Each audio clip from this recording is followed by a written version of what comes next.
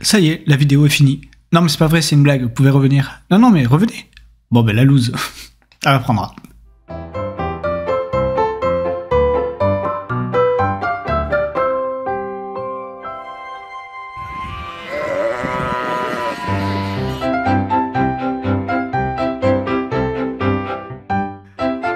Bonjour à tous, on se retrouve pour une nouvelle vidéo.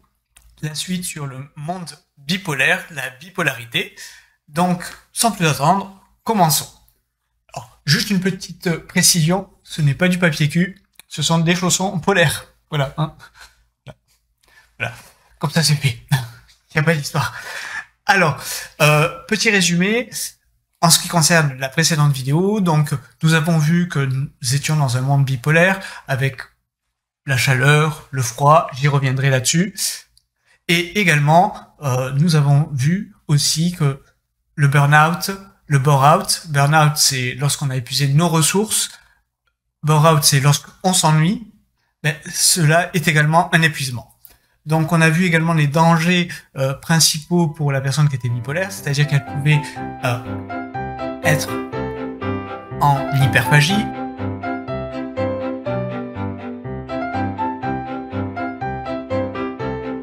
et également avoir une hypersexualité, entre autres.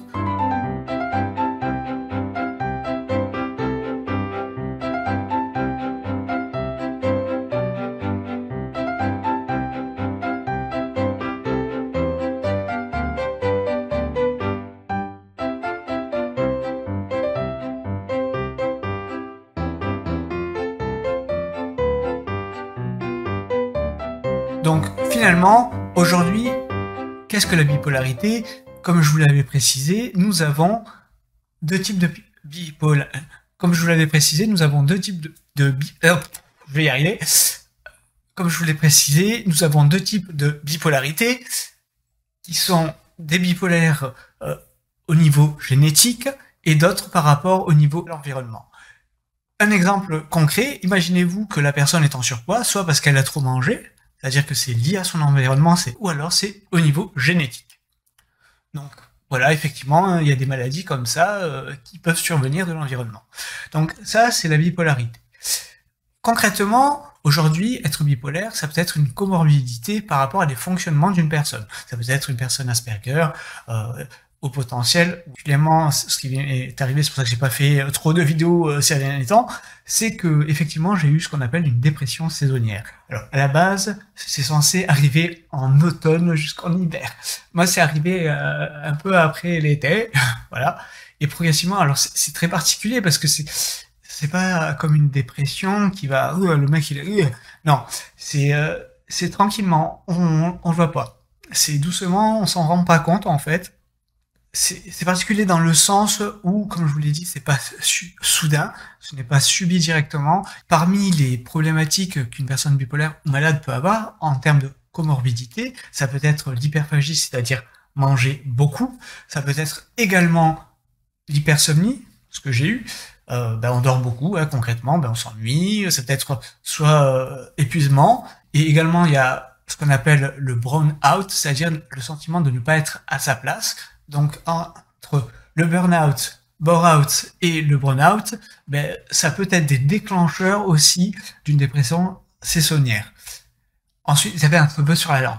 Ensuite, nous avons aussi les besoins physiologiques tels que le fait de dormir, l'hygiène, l'alimentation. Tout ça, ce sont également des facteurs environnementaux qui vont plus ou moins précipiter la personne soit dans des positions up ou soit dans des positions down. Par exemple, l'alcool, le café, etc. Tout ce qui est un peu énergisant. Donc, ce qui est très important, c'est pour que la personne soit bipolaire ou qui a d'autres maladies, il faut qu'elle trouve, en fait, hygiène de vie et un équilibre qui lui corresponde. Parce que votre hygiène de vie ne sera pas la même pour une autre personne. Bien comprendre la maladie au niveau des amis, de la famille, donc l'entourage.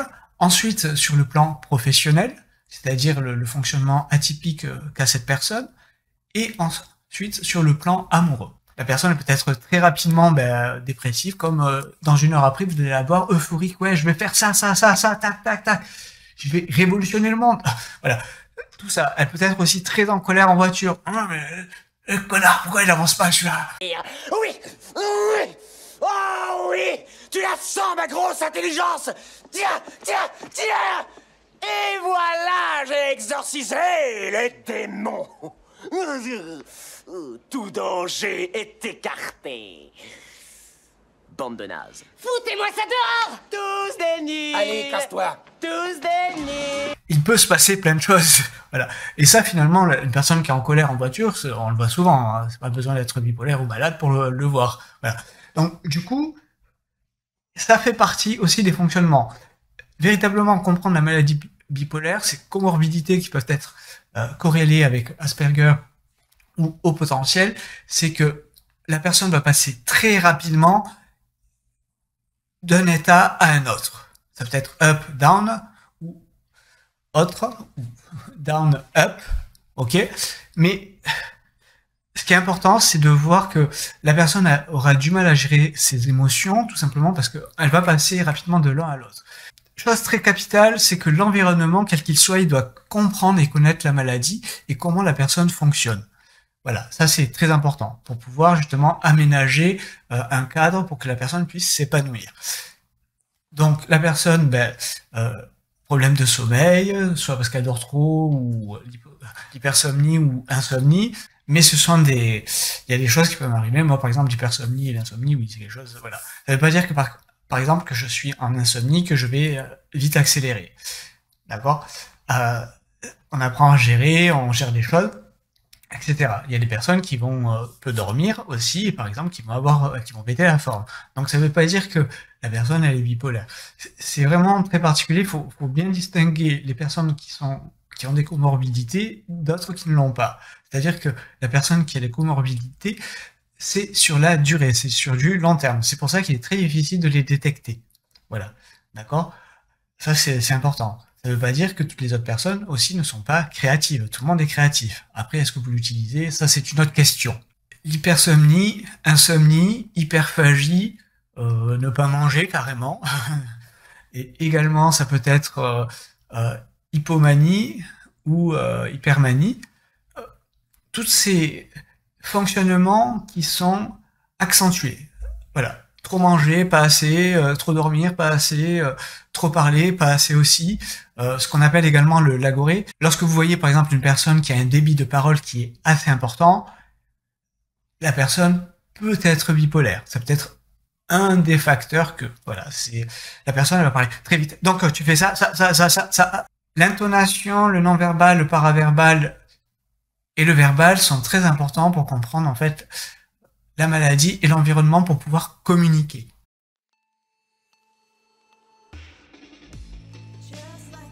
Et donc ça va donner de la peur ou de l'anxiété, et donc du coup la personne soit elle sera pas en capacité de parler et elle sera anxieuse et elle aura du mal à gérer ses émotions, ou alors elle aura trop d'anxiété, et ce qui fait que ça va le transformer en bon stress, parce que c'est toujours le stress, ça peut être soit positif soit négatif, et là l'anxiété ça va faire en fait un burn-out, c'est-à-dire que là ça sera l'effet inverse, elle va déployer énormément d'énergie, de ressources pour pouvoir accomplir quelque chose.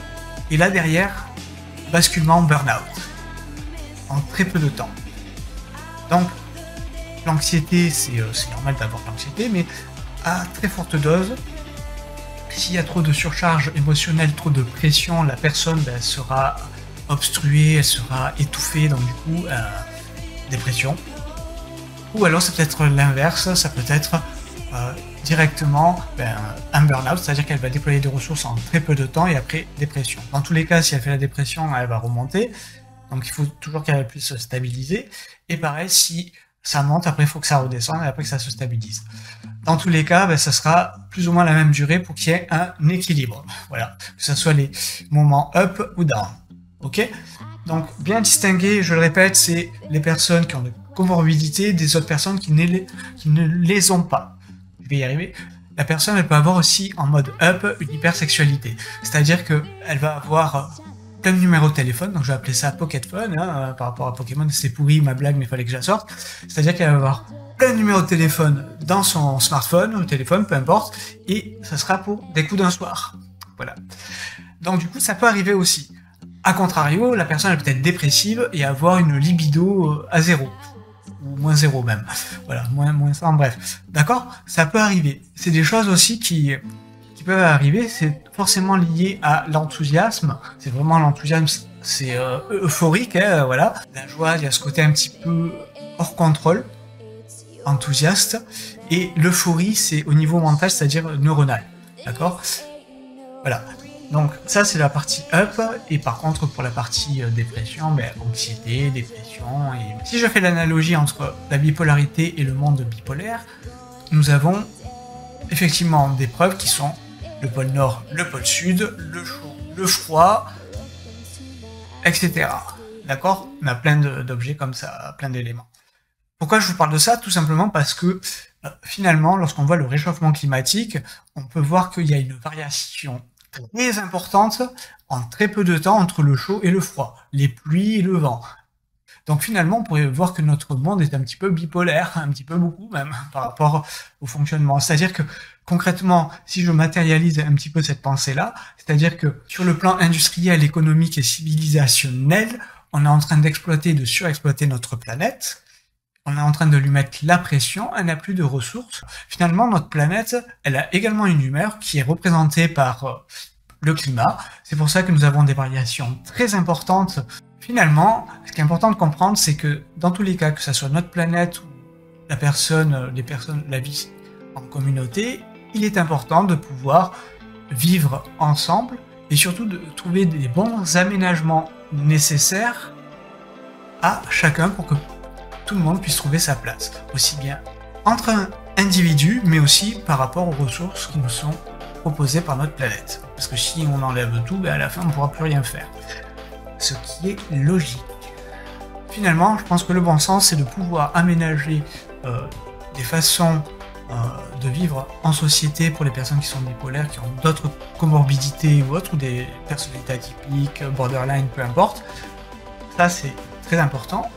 Donc, pour que cette personne puisse trouver sa place au sein de la société, mais aussi pour que les gens, leur environnement, puissent pouvoir les intégrer. Ça va dans les deux sens, d'accord? C'est pas qu'une seule personne qui fait le chemin, c'est tout le monde qui vient se croiser pour pouvoir dialoguer, communiquer, faire les choses ensemble, etc. Et c'est également la même chose pour notre planète, dans laquelle, justement, il faudrait prendre en considération les ressources, sachant que l'année dernière, déjà dès juin, on avait exploité toutes les ressources avant qu'elles puissent se réinitialiser, entre guillemets. Donc voilà, il faudrait peut-être trouver d'autres façons de produire, consommer, etc.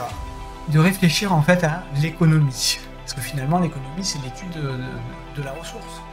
Est-ce qu'il ne faudrait pas changer notre façon de concevoir la ressource? Voilà. Ok? J'espère que vous avez aimé cette vidéo. On se retrouve pour une prochaine vidéo. On va entamer un nouveau cycle dans lequel il y aura d'autres sujets qui vont être la continuité de ce que j'ai déjà commencé. Et on va passer à l'étape supérieure parce qu'on va approfondir certains sujets. On va présenter, en fait, je vais vous présenter une vision globale de certaines choses, notamment parce que là on a parlé de la bipolarité, un monde bipolaire, parce que j'ai fait pas mal d'analogies, je trouve ça très intéressant. Peut-être pas pour vous, dites-le moi en commentaire, il n'y a pas de souci. Également, ce que je veux, c'est aussi expliquer les choses qui sont passées un petit peu à la trappe. Prochainement, il y a un petit événement vidéoludique qui va sortir, et il y a beaucoup de personnes qui ne savent pas que Apple et Microsoft avaient un lien dans les années 90-2000, voilà. Mais bon, ça je vais en parler dans la prochaine vidéo, entre autres. Je vais parler aussi de livres, de films, tout ça. Donc le business des grandes entreprises, des grandes industries, notamment entre Apple et Microsoft. Je parlerai également d'autres cas, qui soient positifs ou négatif, parce qu'en ce moment malheureusement on a beaucoup de choses négatives dans les entreprises. Lorsque je parle de choses négatives, c'est-à-dire que pour les grandes boîtes, que ce soit Ubisoft, Activision ou autres, même Google, Netflix, tout ça, ils ont énormément de problèmes au sein des boîtes. Et la question que je me pose quand même, on y reviendra, c'est est-ce que en tant que chef d'entreprise, en tant que cadre ou dirigeant, le fait de vivre dans une société, qu'elle soit petite, qu'elle soit au nombre de 10 personnes, 20 personnes, 50, 100, certes, ce n'est pas la même gestion, de gérer l'être humain, parce que gérer l'être humain c'est complexe, je suis d'accord. En revanche, ce qui est important, c'est de savoir mettre en place des balises, des indicateurs qui nous permettent de voir quels sont en fait les risques et est-ce que ces risques ont été franchis. Parce que plus il va y avoir de monde, plus il sera facile à pouvoir cacher certaines choses, certains actes, certains langages ou autres. Et ça justement, il faut pouvoir mettre en place des stratégies par rapport à ça. Et finalement, pour le bien vivre ensemble, que ce soit dans une société, c'est-à-dire une entreprise ou notre société de tous les jours, civile, c'est un petit peu la même chose. Ok ? Donc, je vous dis à bientôt pour une prochaine vidéo. Pensez à vous abonner, liker, partager, commenter. Et je vous dis à bientôt, passez une bonne semaine. À bientôt pour une prochaine vidéo. Ciao, ciao!